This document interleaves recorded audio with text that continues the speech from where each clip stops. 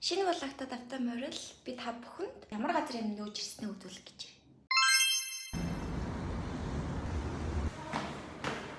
Тэгээ орч ирлээ. Эхний нэг давхар галтгоо байна.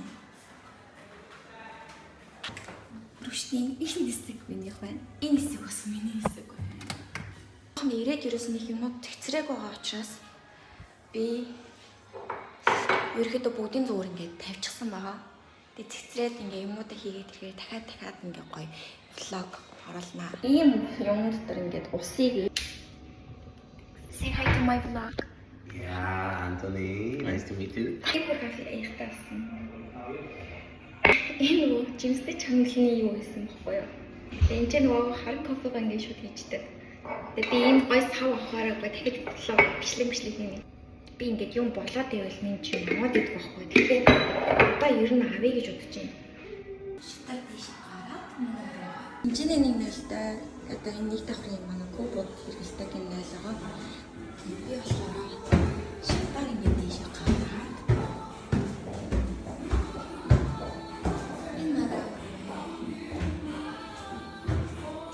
найл гэдэг. Ишиний өөрөө гэдэг. Энэ айлыг хоёр нь ашигладаг. Чөтгөр битүү цэвэрлэгээ хийсэн. Энийг өрөө. Орж ирээд баялаа үнэрсэн. Гоё юм. Үнэрсэн газар. Энийг би сая гарахтаа унтраасан. За, энэ л ийм гоё байна. За, ийшээ гараад ингээ балконтэй. Энэ балкон дээрээ тэгээд бас масгал хийнэ гэж бодож байгаа. Өргөн балконтэй. Тэгээд энэ хэсэг маш зумраа байгаад яг л надад шкаф байхгүй одоохондоо. Тэгээд шкафтай болонгууд нь би гоё цэцлээд хийнэ гэж бодож байна. Таалагдж байна.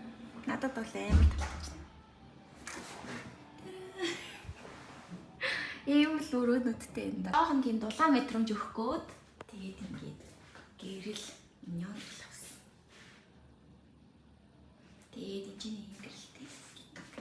TikTok ч юм бол. Тэгээд энэ болохоор манай гэрийн хөрөнгө байна. За энэгүй бол өвөл энэ чинь амьдрын гэдэг бол хэцүү. Амар хүүтэн байдаг. За манай өрөөнөөс ингээ харагдах байдал юм бэ. Амар гарч байгаа. Сарнаас ийм хөөрхөн тоглоомтой болсон. Тэгээд энэ ч нөөж ирэхээс өмнө би авсан. Яагаад гэвэл жоохон ингээд ганцаард мэдрэмж аваад болдгоо. Тэгээд энэнийг авснаас хойш миний унталт одоо нойрны асуудал шийдэгдсэн. Тэгвэл нөгөө нэг ингээд хүүт дагаад ингээд өвлийн улирал нэхэлсэн болооч тэр юм уу. Хүүт дагаад байсан. Тэгээд энэ аим хөөрхөн. Оролын нарайчтэй. Аим хөөрхөн мөлтэй. Тэгээд амар дулаахан. Хооноос халаад өгөн хүн шиг. За иймэр хөөрөнд орсон. Тэгээд та бүхэн өдөр тутмынхаа амьдрал болон Турк улсад музейчнаар ажиллах хэрхэн байдаг талаар бас сонирхолтой тал, хэцүү тал, сайхан талуудыг бүгдийг хэлэх болно.